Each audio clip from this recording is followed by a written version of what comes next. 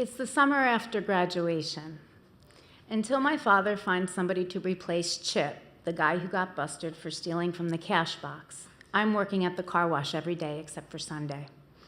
My parents opened the car wash a few months ago on a small piece of property behind what used to be Fred's Texaco, but what's now Holiday Service Center.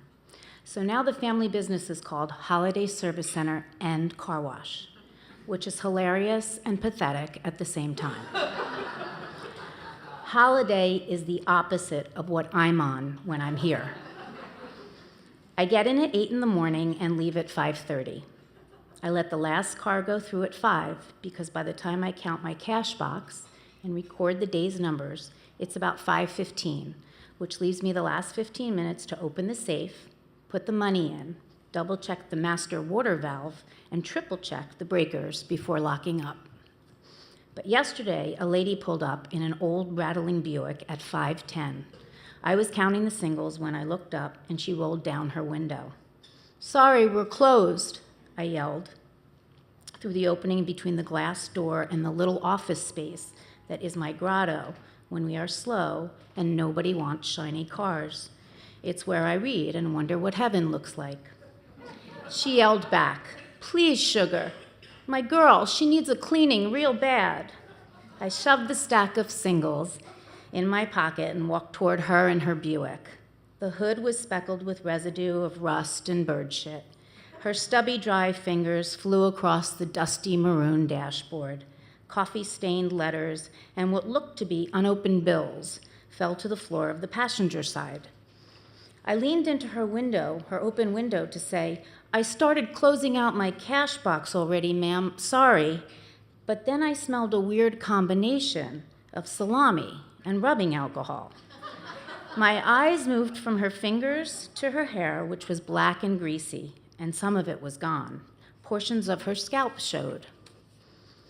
"Yeah, I guess she kind of does," I said, and turned away. I looked at the main operating panel that held the buttons for all the washes and waxes and shine options. Then I looked at the grimy hood of her Buick, the car she calls her girl. Then I looked at the hairless spots on her head. "Please, sugar," she pleaded. "I got a 5 here somewhere." She turned away and opened the glove compartment. Now it was ketchup packets and what looked like an old black and white photograph of a man in a soldier's uniform that fell to the floor, landing on top of the letters and bills. "Why don't you go ahead and take your foot off the brake and put it in neutral, ma'am? I got this one today." Free washes don't happen every day here. My father says it's company policy to save the free washes for the good customers, people who are regulars. I never saw this woman before, not even once. Definitely not a regular. She's very much irregular. And that's the reality that knocked me down. Her irregularity and all that went with it. The smell of salami, the bird shit, the old ketchup packets, her girl, that Buick. All of a sudden, it mattered. I thought, what if?